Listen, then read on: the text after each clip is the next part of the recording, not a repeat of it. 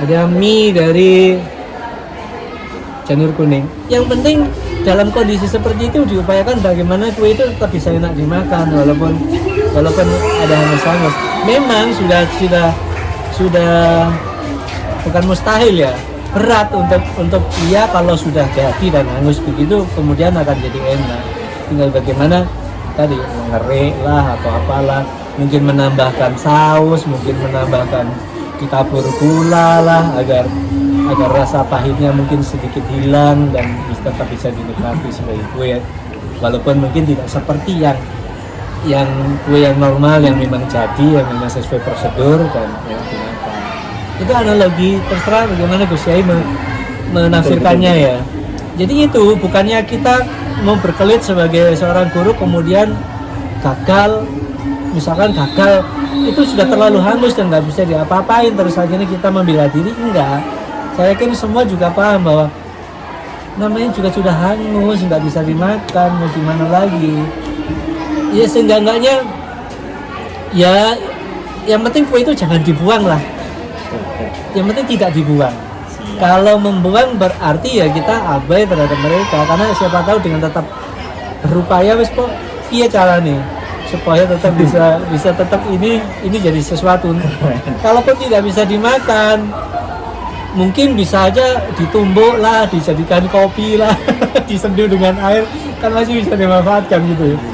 Atau kalau memang sudah nggak bisa dimakan, nggak bisa diapa-apain, udahlah dibiarkan, maksudnya sebagai pajangan lah, sebagai monumen lah bahwa ini loh bukti bahwa ternyata ketika kue yang sudah nggak bisa diapa-apain ya mau diapakan lagi. Yang penting kita komunikasi aja kepada yang membuat kue bahwa kami sudah berusaha semaksimal mungkin untuk bisa ya ngakali ke orang tua lah. Iya, kue termasuk orang tua gitu kan. Iya. Ya kami manusia, kita sebagai guru kan juga manusia punya keterbatasan. Nggak bisa wes dandanono anakku. Ibarat kue itu tadi hangus wes Pak Guru, aku percaya Bu Guru, aku percaya sampean bisa membuat ini jadi enak. Dengan cara bagaimana membuat itu menjadi enak? Ya kalau terpaksa mungkin ya ditumbuk halus, diayak, kemudian ditaburin sebagai nggak ngerti juga lah. Itu saya cuma bisa beranalogi itu Gus. Luar biasa itu padahal keren, analoginya amat sangat luar biasa. Saya juga sepakat terkait nopo yang jenengan sebutkan tadi.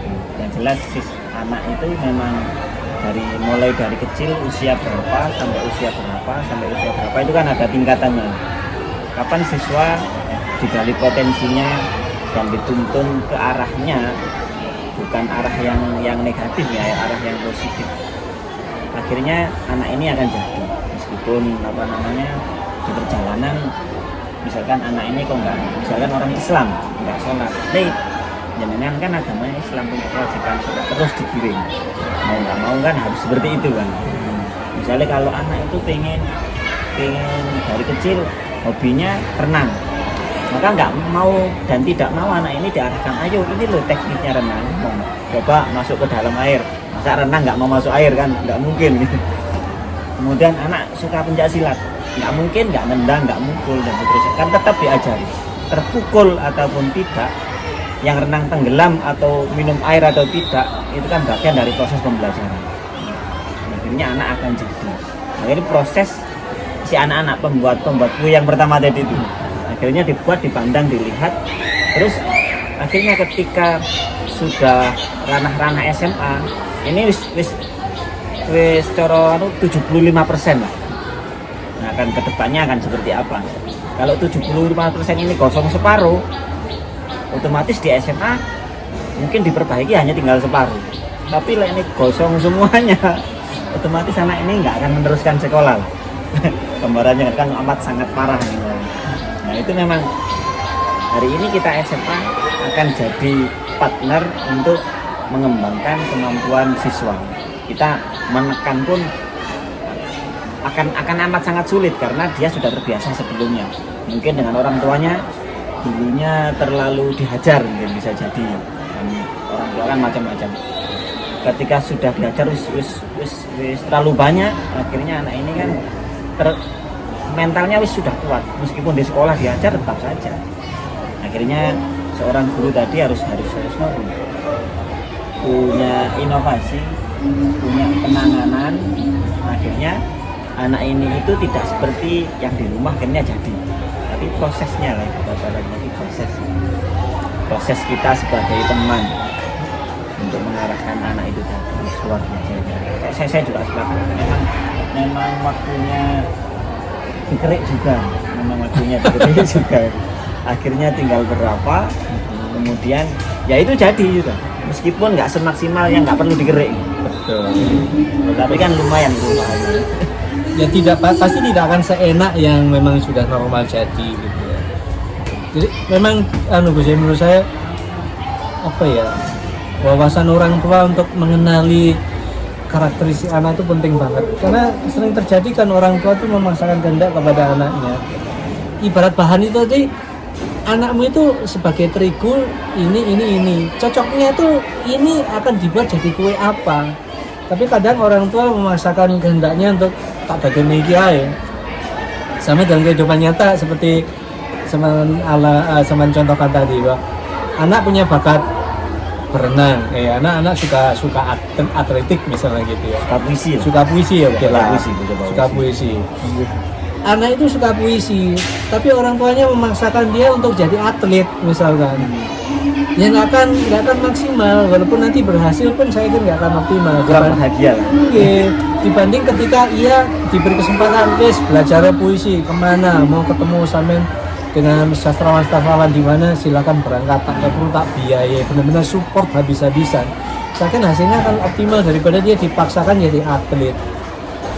Itu yang sering kali terjadi, orang tua nggak paham. Contoh nyata aja, bahwa ketika mereka mau masuk jurusan dulu, ketika masih berjurusan ya, ada yang anak itu bilang, oleh orang tua saya tidak boleh ngambil jurusan ini. Saya kejar, alasannya apa?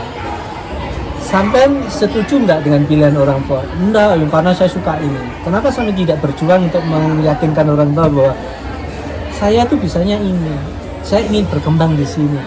Terus orang tua tanyakan, kejar, apa alasannya? Kenapa melarang itu? Kenapa minta ini? Oh, menjalani sampean. Itu sering terjadi. Ya, jadi ya bagaimana? Memang harus ada kesadaran dari orang tua. Jadi agak melenceng dari topik awal tadi itu. Ya. Ini memang urusan ke spiritual tadi kan ya. Memang bibit itu harus kita tahu produk anak ini sudah jadi sampai kapan. Kemudian kita masuk di sekolah, ada sebuah program yang bisa mengarahkan, jelas berkaitan. Memang kita mau tidak mau, kita itu menereka produk yang itu sudah. Ya, entah jadi, entah setengah jadi, apalagi kosong lalu. Mau nggak mau kan kita menerima. Kalau kita pun tidak mampu, maka akan kita kembalikan ke orang tuanya. Ngapunten ini kayaknya dan seterusnya ya. Atau anggap saja lah apa yang saya ceritakan tadi sebagai bagian dari proses mengapa seorang anak terbentuk menjadi anak yang membangkang, malas ibadah dan lain-lain. Bisa jadi karena memang keinginan hatinya itu tidak ditanggapi oleh orang tuanya, dan orang tua terus cenderung memaksakan kehendak. Itu yang akhirnya membuat bahkan anak yang sebelumnya rajin sholat pun pada akhirnya ya istri males, buat apa waktu di rumah ini hanya dijadikan semacam boneka oleh orang tua saya, hanya dijadikan sebagai alat untuk mencapai cita-cita mereka. Sementara aku sendiri sebagai anak kan punya cita-cita sendiri. Kon kudu sekolah kedokteran, bapak bangga, ibu bangga lah sama jadi dokter. Lah anaknya selama ini berkecimpung di bidang seni, akhirnya jadi seniman. Targetnya anaknya dia seniman. inginnya benar-benar dia bahagia. Dan supaya kata bahagia ya seperti kata jenengan tadi ya, kata bahagia tidak didapatkan sama sekali dengan dia mengikuti kehendak orang tuanya. Walaupun sampai nanti lulus jadi dokter pun, dia nggak akan pernah bahagia. Karena apa yang dicita-citakan udah dibunuh, dipangkas oleh orang tuanya. Saya benar-benar marah sebenarnya kalau mendengar cerita-cerita yang seperti itu. Tapi kan saya kan tidak punya kewenangan untuk lebih jauh mencampuri urusan mereka gitu loh saya. ya padahal ini kembali ke orang tuanya. Saya cuma menekankan ke si Sifatnya aja untuk saya berjuanglah untuk sampai buat argumen yang benar-benar jernih agar orang kamu itu paham bahwa aku tuh kepingin ini Pak Bu, bukan seperti yang sampai inginkan. Karena saya pada dasarnya punya cita-cita sendiri. Apa yang saya cita-citakan ini baik. Jadi masa ibu mau berpikir bahwa ketika saya menjalani apa yang saya inginkan nanti akan menjadi sesuatu yang buruk di kemudian hari? Ya enggak lah, masa saya menghancurkan diri saya sendiri.